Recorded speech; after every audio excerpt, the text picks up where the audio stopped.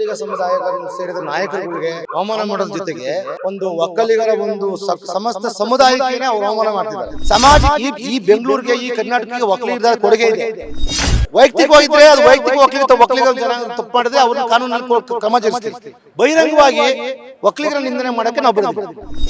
ವೈಯಕ್ತಿಕವಾಗಿದ್ರೆ ಅದು ಒಕ್ಕಲಿಗ ಜನ ತಪ್ಪು ಮಾಡಿದ್ರೆ ಅವ್ರನ್ನ ಕಾನೂನಲ್ಲಿ ಕ್ರಮ ಜರುಗಿಸ್ತೀವಿ. ಬಹಿರಂಗವಾಗಿ ಒಕ್ಕಲಿಗರ ನಿಂದನೆ ಮಾಡಕ್ಕೆ ನಾವು ಬಿಡೋದಿಲ್ಲ. ಒಂದಲ್ಲ ಒಂದು ವಿವಾದಕ್ಕೆ ಕಾರಣವಾಗ್ತಾ ಇದ್ದಾರೆ ಜಮೀರ್ ಅಹಮದ್ ಅವರು. ಇದೀಗ ಜಮೀರ್ ಅವರ ವಿರುದ್ಧ ವಕೀಲರಾದಂತಹ RLN ಮೂರ್ತಿ ಅವರು ವಿಧಾನಸೌಧದ ಪೊಲೀಸ್ ಠಾಣೆಯಲ್ಲಿ ಒಂದು ಕಂಪ್ಲೇಂಟ್ ಕೊಟ್ಟಿದ್ದಾರಂತೆ. ಹಾಗಾದ್ರೆ ಯಾವ ಒಂದು ವಿಚಾರಕ್ಕೆ, ಯಾವ ಒಂದು ಕಾರಣಕ್ಕೆ ಕಂಪ್ಲೇಂಟ್ ಕೊಟ್ಟಿದ್ದಾರೆ? ಸ್ವತಃ ಈಗ ನಮ್ಮ ಜೊತೆ ವಕೀಲರಾದಂತಹ RLN ಮೂರ್ತಿ ಅವರು ಇದ್ದಾರೆ, ಬನ್ನಿ ಮಾತಾಡ್ಸೋಣ. ಸರ್ ನಮಸ್ತೆ. ಸರ್, ಈಗ ಯಾವ ವಿಚಾರಕ್ಕೆ ನೀವು ಸಚಿವರಾದಂತಹ ಜಮೀರ್ ಅಹಮದ್ ಅವರ ಮೇಲೆ ಕಂಪ್ಲೇಂಟ್ ಕೊಟ್ಟಿರೋದು?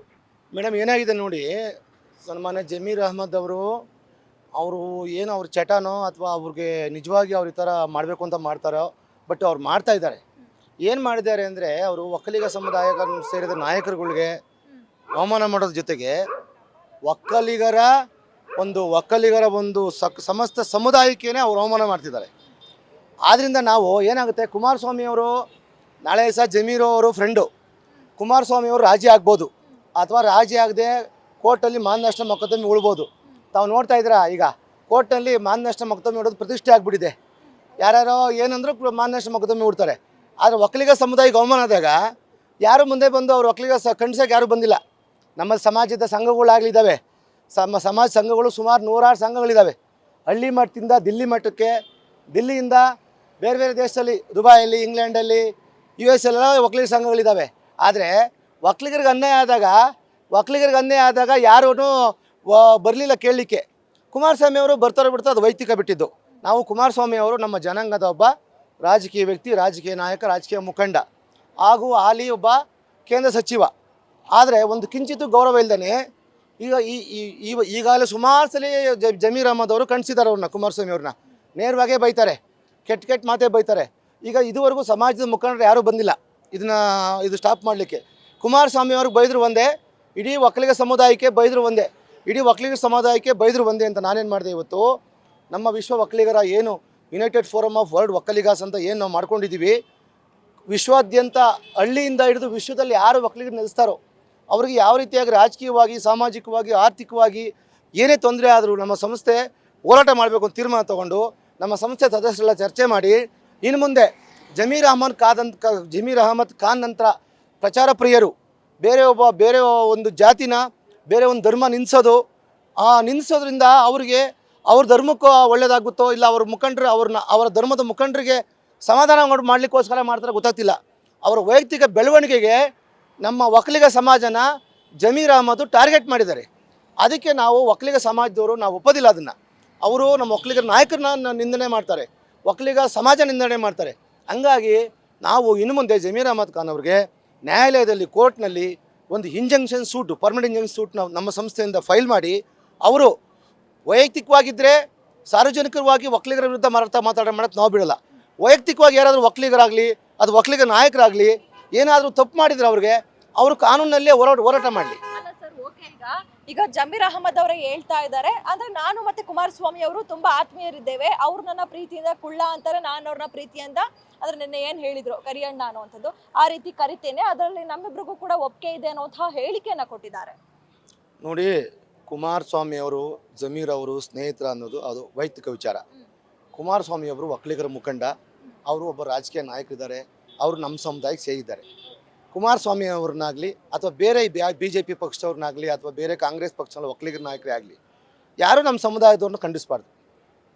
ಕುಮಾರಸ್ವಾಮಿ ಅವರು ಪರ್ಸನಲ್ ಆಗಿದ್ದರೆ ಅದು ವೈಯಕ್ತಿಕ. ಅವ್ರ ಮನೇಲಿ ರೂಮಲ್ಲಿ ಇದ್ದಾಗ ಕರಿಯಣ್ಣ ಅಂತ ಕುಳ್ಳಣ್ಣನ ಕರ್ಕೊಳ್ಳಿ, ನಮ್ಮದೇನು ಅಭ್ಯಂತರ ಇಲ್ಲ. ಆದರೆ ಸಾರ್ವಜನಿಕರಲ್ಲಿ ಒಬ್ಬ ಕೇಂದ್ರದ ಮಂತ್ರಿ ಒಕ್ಕಲಿಗ ಸಮುದಾಯಕ್ಕೆ ಪ್ರಬಲವಾದ ಒಕ್ಕಲಿಗ ಸಮುದಾಯಕ್ಕೆ ಸನ್ಮಾನ್ಯ ಮೋದಿ ಅವರು ಅವಕಾಶ ಕೊಟ್ಟಿದ್ದಾರೆ. ಅವ್ರನ್ನ ಒಂದು ಕುಗ್ಗಿಸ್ಲಿಕ್ಕೋಸ್ಕರ ಈ ಜಮೀರ್ ಅಹಮದ್ ಖಾನ್ ಅಂತವರು ಇವರು ಯೋಗ್ಯರಲ್ಲ. ಸಂವಿಧಾನ ಎತ್ತಿಡಿತೀವಿ ಅಂತಾರೆ, ಸಂವಿಧಾನದ ಒಂದು ಏನು ಜಾಥಾ ಮಾಡ್ತಾರೆ, ಸಂವಿಧಾನ ಆಶಯಗಳನ್ನ ಪ್ರಿಂಟ್ ಮಾಡಿ ಎಲ್ಲ ಹಂಚ್ತಾರೆ. ಆದರೆ ಸಂವಿಧಾನ ಕೊಟ್ಟಿರ್ತಕ್ಕಂಥ OBC ಒಂದು ಕ್ಯಾಸ್ಟ್, ನಮ್ಮ ಒಕ್ಕಲಿಗರು OBC ಕ್ಯಾಸ್ಟು. ನಮ್ಮಲ್ಲಿ ಒಕ್ಕಲಿಗರು ಸುಮಾರು ಉಪಪಂಗಡಗಳಿದ್ದಾವೆ. ಒಕ್ಕಲಿಗ ಅನ್ನೋದು ಬರೋ ಜಾತಿ ಅಲ್ಲ, ಅದು ಒಕ್ಕಲಿಗ ಅನ್ನೋದು ಒಂದು ಗ್ರೂಪು, ಒಂದು ಸಮುದಾಯ, ಜಾತಿಗಳ ಸಮುದಾಯ. ಆ ಸಮುದಾಯಕ್ಕೆ ಅವಮಾನ ಮಾಡ್ತಾರೆ. ಒಕ್ಕಲಿಗ ಅನ್ನೋದು ಬರೀ ಕೇವಲ ಒಂದು ಜಾತಿ ಅಲ್ಲ, ಅದು ಒಕ್ಕಲಿಗ ಅನ್ನೋ ಒಂದು ಸಮುದಾಯ. ಆ ಸಮುದಾಯಕ್ಕೆ ಅವಮಾನ ಮಾಡಿದಾಗ ಯಾರೇ ಆಗಲಿ, ಇವತ್ತು ಇವರು ನೀವು ಕೇಳ್ಬೋದು ಏನು ಕುಮಾರಸ್ವಾಮಿ ಅವ್ರಿಗೆ ಅವಮಾನ ಮಾಡಿ ಅಂತ ನೀವು ಹೋರಾಟ ಮಾಡಿದ್ರೆ ಕೇಳ್ಬೋದು. ಕುಮಾರಸ್ವಾಮಿ ಅವ್ರಿಗೆ ಅಂತಲ್ಲ, ಒಬ್ಬ ಸಾಮಾನ್ಯ ಬಡ ಒಕ್ಕಲಿಗ ರೈತನಿಗೆ ಅವ್ರು ಯಾರೇ ಅವಮಾನ ಮಾಡೋದು ಅವ್ರು ಸಪೋರ್ಟ್ ಮಾಡ್ತೀವಿ ನಾವು. ಆ ಒಂದು ನಿಟ್ಟಿನಲ್ಲಿ ಕುಮಾರಸ್ವಾಮಿ ಅವರು ಪರ್ಸ್ನಲ್ ಆಗಿದ್ದರೆ ಅವ್ರ ಬೆಡ್ರೂಮಲ್ಲಿ ಅಥವಾ ಅವ್ರ ಮನೆಯಲ್ಲಿ ಕರ್ಕೊಳ್ಳಿ, ಏನು ಕರಿಯಣ್ಣ ಕುಳ್ಳಣ್ಣ ಅಂತ, ಅದನ್ನು ಅವರು ವೈಯಕ್ತಿಕ ವಿಚಾರ. ಸಾರ್ವಜನಿಕ ಬದುಕಿಗೆ ಬಂದಾಗ ಕುಮಾರಸ್ವಾಮಿ ಅವ್ರನ್ನ ಒಕ್ಕಲಿಗರನ್ನ, ಎಸ್ಪೆಷಲಿ ಒಕ್ಕಲಿಗ ನಾಯಕರನ್ನಾಗಲಿ, ಒಕ್ಕಲಿಗ ಮುಖಂಡರನ್ನಾಗಲಿ, ರೈತರನ್ನಾಗಲಿ, ಒಕ್ಕಲಿಗ ಉದ್ಯಮಿಗಳು, ಯಾರೇ ಒಕ್ಕಲಿಗರಾಗಲಿ, ಈಗ ಎಲ್ಲ ಜಾತಿಗೂ ಸಂವಿಧಾನ ಅವಕಾಶ ಕೊಟ್ಟಿದೆ.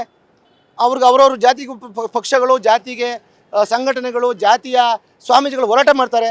ಅದೇ ರೀತಿ ನಮ್ಮ ಒಂದು ಕುಲಕ್ಕೆ, ನಮ್ಮ ಒಂದು ಜಾತಿಗೆ ಅವಮಾನ ಆದಾಗ ನಾವು ಒಕ್ಕಲಿಗ ಗ್ರೂಪಿಂದ, ಯುನೈಟೆಡ್ ಗ್ರೂಪಿಂದ ನಾವು ಹೋರಾಟ ಮಾಡಿ ಕಾನೂನಾತ್ಮಕ ಹೋರಾಟ ಮಾಡ್ತೀವಿ, ಸಂವಿಧಾನಾತ್ಮಕ ಹೋರಾಟ ಮಾಡ್ತೀವಿ, ಅವ್ರಿಗೆ ಶಿಕ್ಷೆ ಕೊಡಿಸ್ತೀವಿ. ಇಲ್ಲಾಂದರೆ ಅವ್ರ ಬಾಯಿಗೆ ಬೀಗ ಹಾಕ್ಲಿಕ್ಕೆ ಪ್ರಯತ್ನ ಪಡ್ತೀವಿ. ಸರ್ ಓಕೆ, ಈಗ ಅವರು ಬೈದಿರೋದು ಅಂದ್ರೆ ಅಂದಿರೋದು ಕುಮಾರಸ್ವಾಮಿ ಅವ್ರ ಬಗ್ಗೆ, ಇದು ಎಲ್ಲಿಂದ ಬಂತು ಜಾತಿ ನಿಂದನೆ ಅನ್ನುವಂಥದ್ದು ಅಂತ, ಒಕ್ಕಲಿಗ ಅನ್ನೋದು ಎಲ್ಲಿಂದ ಬಂತು ನಮ್ಮಲ್ಲಿ ಅಂತ? ಏನಾಯ್ತು ಗೊತ್ತಾ, ಮೇಲ್ಜಾತಿ ಕೀಳ್ ಜಾತಿ ಅಥವಾ ಒಳ್ಳೆ ಜಾತಿ ಕೆಟ್ಟ ಜಾತಿ, ಕಪ್ಪು ಜನಾಂಗ ಬಿಳಿ ಜನಾಂಗ, ಅಥವಾ ಈ ರೀತಿ ಒಂದು ರೇಸಿಸಮ್ ನಡೀತಿದೆ, ಡಿಸ್ಕ್ರಿಮಿನೇಷನ್ ನಡೀತಿದೆ. ಇದು ಒಬ್ಬ ಕರಿಯ ಅಂತ ನಾವು ಕರೆದಾಗ ಅದು ಒಂದು ಜನಾಂಗ, ಆ ಜನಾಂಗದವರು ಕಪ್ಪುಗಿದ್ದಾರೆ ಅಂತ ಹೇಳೋ ಥರ ಆಗುತ್ತೆ. ವಿಶ್ವ ಮಟ್ಟದಲ್ಲಿ ಒಕ್ಕಲಿಗರಿದ್ದೀವಿ ನಾವು, ವಿಶ್ವ ಮಟ್ಟದಲ್ಲಿ ಕೆಲಸಗಳು ಮಾಡ್ತಿದ್ದೀವಿ, ಇಂಜಿನಿಯರ್ ಡಾಕ್ಟರ್ ಆಗಿದ್ದೀವಿ, ಲಾಯರ್ಸ್ ಆಗಿದ್ದೀವಿ, ಇಂಜಿನಿಯರ್ಸ್ ಆಗಿದ್ದೀವಿ, ಲಾಯರ್ಸ್ ಆಗಿದ್ದೀವಿ, ಆಮೇಲೆ IPS IAS ಸಿವಿಲ್ ಸರ್ವಿಸ್ ಎಲ್ಲ ಮಾಡ್ತಿದ್ದೀವಿ. ಆ ಜನಾಂಗನ ಕಪ್ಪು ಜನಾಂಗ ಅಂತ ನಿಲ್ಲಿಸಿದ್ದಾರಲ್ಲ, ಇದು ಜನಾಂಗೀಯ ನಿಂದನೆ ಆಗುತ್ತೆ. ಅಲ್ಲ ಸರ್, ಅವರು ಬೈದಿದ್ದು ಒಬ್ಬ ವ್ಯಕ್ತಿಯನ್ನ, ಜನಾಂಗವನ್ನೇನು ಹೇಳಿಲ್ವಲ್ಲ ಅಂತ. ನೋಡಿ, ಆ ವ್ಯಕ್ತಿ ಒಕ್ಕಲಿಗರ ಒಬ್ಬ ಪ್ರತಿನಿಧಿ, ಒಕ್ಕಲಿಗರ ಒಬ್ಬ ನಾಯಕ. ಈಗ ಯಾವುದೇ ಫಂಕ್ಷನ್ ಮಾಡಬೇಕಾದ್ರೆ ಒಕ್ಕಲಿಗರ 3 ಪಕ್ಷರ ಒಕ್ಕಲಿಗರು ಕರ್ಕೊಬರ್ತಾರೆ. ನಮ್ಮ ಸನ್ಮಾನ ಸ್ವಾಮೀಜಿಗಳು ಪಕ್ಷ ಭೇದ ಮರೆತು ಎಲ್ಲ ನಾಯಕರು ಒಕ್ಕಲಿಗ ಜನಾಂಗದ ಫಂಕ್ಷನ್ಗೆ ಕರೀತಾರೆ. ಯಾಕೆ ಕರೀತಾರೆ? ನಮ್ಮಲ್ಲಿ ಒಂದು ಇರತಕ್ಕಂಥ ಜಾತಿ ಅಭಿಮಾನ, ಒಂದು ಸಮಾಜದ ಅಭಿಮಾನ. ಸಮಾಜಕ್ಕೆ ಈ ಬೆಂಗಳೂರಿಗೆ, ಈ ಕರ್ನಾಟಕಕ್ಕೆ ಒಕ್ಕಲಿಗರ ಕೊಡುಗೆ ಇದೆ. ನಮ್ಮ ಒಕ್ಕಲಿಗರು ಸುಮಾರು ಜಮೀನು ಕಳ್ಕೊಂಡು ಬೆಂಗಳೂರು ಅಭಿವೃದ್ಧಿ ಮಾಡೋಕ್ಕೆ ಜಮೀನು ಸರೆಂಡರ್ ಮಾಡಿ BDA ಲೇಔಟ್ 106 ಲೇಔಟ್ ಮಾಡಿದಾರಲ್ಲ, ಅದಕ್ಕೆಲ್ಲ ಒಕ್ಕಲಿಗ ಜಮೀನು, ಮೇಜರ್ ಒಕ್ಕಲಿಗ ಜಮೀನು ಕಳ್ಕೊಂಡಿದ್ದಾರೆ. ಅದು ತ್ಯಾಗ ಅಲ್ವಾ? ಹಂಗ್ರೇನು ಒಕ್ಕಲಿಗರೇನು ತಪ್ಪಾದ ಕೇಳಲೇಬಾರ್ದ? ಹೌದು, ಇವತ್ತು ಸನ್ಮಾನ್ಯ ಕುಮಾರಸ್ವಾಮಿಗಳು ಅವ್ರು ಕೇಳ್ತಾರೋ ಬಿಡ್ತಾರೋ, ನಾವು ಅವ್ರು ಕೇಳೋ ಅಂತ ಹೇಳಲ್ಲ. ಬಟ್ ಇನ್ನು ಮುಂದೆ ಮಾತ್ರ ಕಾನೂನಾತ್ಮಕ ನಮ್ಮ ಏನಿದೆ, ಒಕ್ಕಲಿಗರಿಗೆ ಯಾರೇ ನಿಂದನೆ ಮಾಡಲಿ, ವೈಯಕ್ತಿಕವಾಗಿದ್ದರೆ ಅದು ವೈಯಕ್ತಿಕ ಒಕ್ಕಲಿಗ ಜನಾಂಗ ತಪ್ಪು ಮಾಡಿದ್ರೆ ಅವ್ರನ್ನ ಕಾನೂನಲ್ಲಿ ಕ್ರಮ ಜರುಗಿಸಲಿ. ಬಹಿರಂಗವಾಗಿ ಒಕ್ಕಲಿಗರ ನಿಂದನೆ ಮಾಡೋಕ್ಕೆ ನಾವು ಬಿಡೋದಿಲ್ಲ. ಸರ್, ಈಗ ರಾಜಕೀಯದಲ್ಲಿ ಒಬ್ಬೊಬ್ರನ್ನ ಅಂದ್ರೆ ಅವ್ರು ಬೈಕೊಳ್ಳೋದು, ಅವ್ರನ್ನ ಬಯೋದಾಗಿರ್ಬೋದು, ಆ ಪಕ್ಷದವ್ರು ಈ ಪಕ್ಷದವ್ರನ್ನ ಬಯೋದಾಗಿರ್ಬೋದು, ಇನ್ನು ಒಕ್ಕಲಿಗ ನಾಯಕರಕ್ಕೆ ಉದಾಹರಣೆ ಇದ್ದಾರೆ. DK ಶಿವಕುಮಾರ್ ಅವರು ಕುಮಾರಸ್ವಾಮಿ ಅವ್ರನ್ನ ಬಯೋದಾಗಿರ್ಬೋದು, ಅವ್ರ ಮೇಲೆ ಬಯೋದಾಗಿರ್ಬೋದು, ಇದೆಲ್ಲ ಸರ್ವೇ ಸಾಮಾನ್ಯ ಅಲ್ವಾ? DK ಶಿವಕುಮಾರ್ ಅವರು ನಮ್ಮ ಪ್ರಬಲ ಒಕ್ಕಲಿಗ ಸಮಾಜದ ಮುಖಂಡರಿದ್ದಾರೆ. ಅವರು ತುಂಬ ಕೆಳಮಟ್ಟದಿಂದ ಬೆಳೆದ ಮಟ್ಟಕ್ಕೆ ಬಂದಿದ್ದಾರೆ. ಅವರು ಯಾವತ್ತೂ ಒಕ್ಕಲಿಗ ಜಾತಿನ ನೇರವಾಗಿ ಅವರು ಯಾವತ್ತೂ ಬೈದಿಲ್ಲ.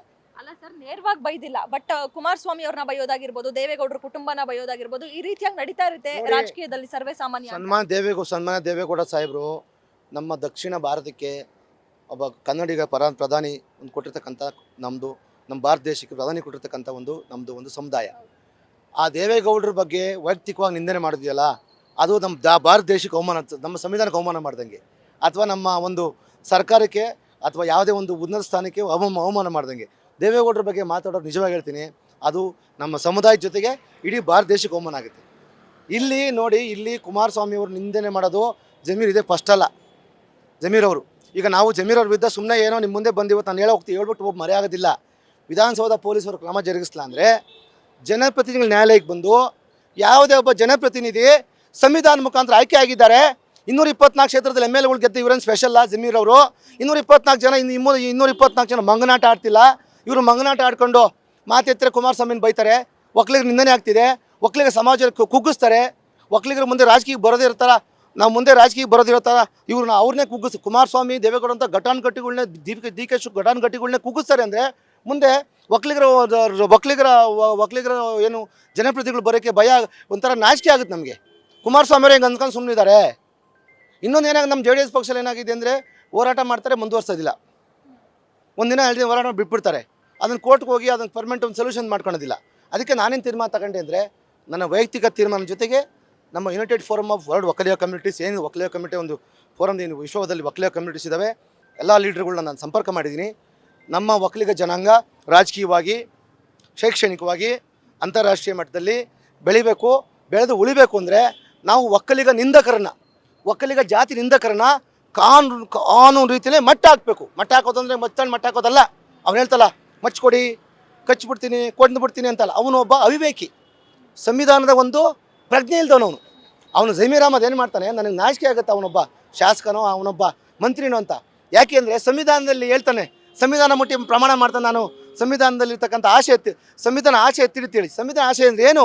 ಈ ದೇಶದ ಹಿಂದುಳಿದ ಅಲ್ಪಸಂಖ್ಯಾತ ಹಾಗೂ ಶೋಷಿತ ವರ್ಗಕ್ಕೆ ಸಂವಿಧಾನ ಸ್ಥಾನಮಾನ ಕೊಟ್ಟಿದೆ.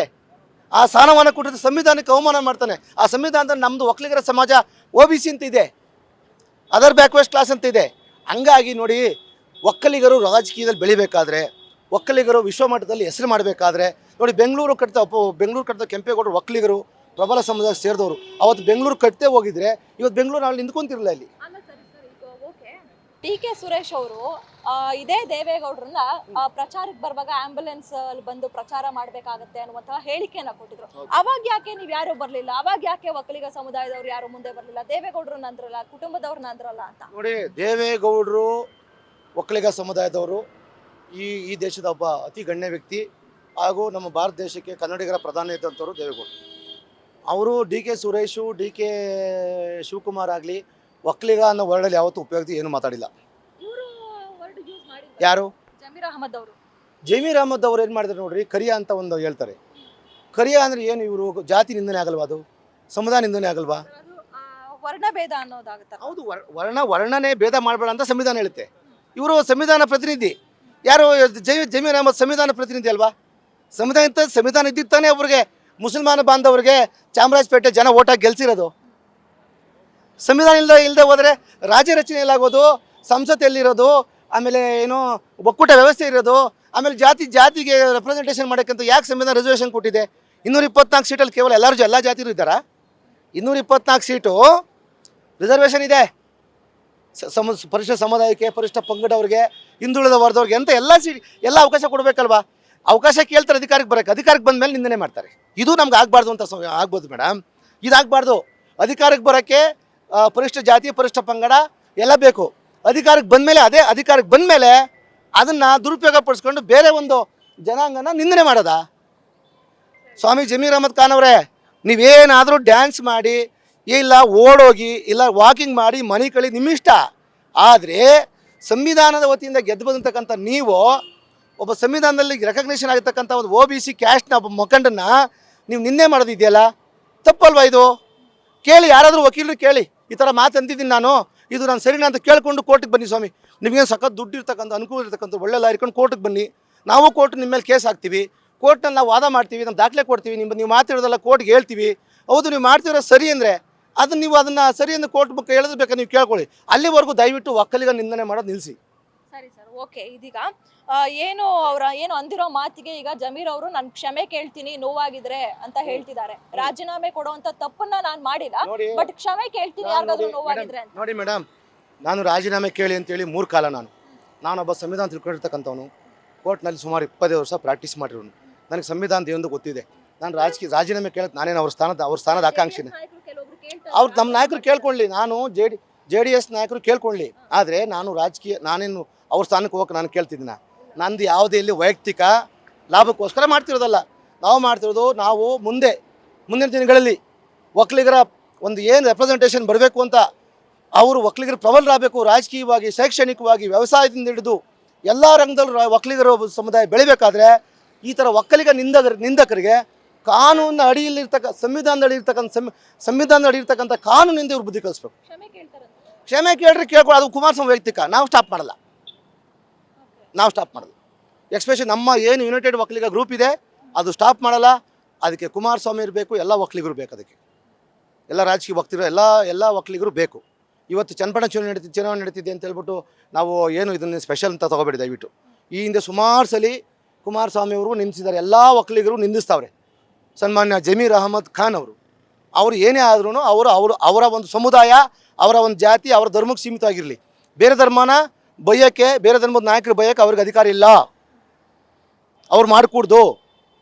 ಅವರು ಬೇರೆ ಧರ್ಮನ ಹೊಗಳೋದು ಬೇಡ, ಹಂಗಂದ್ರೆ ನಿನ್ಸೋದು ಬೇಡ.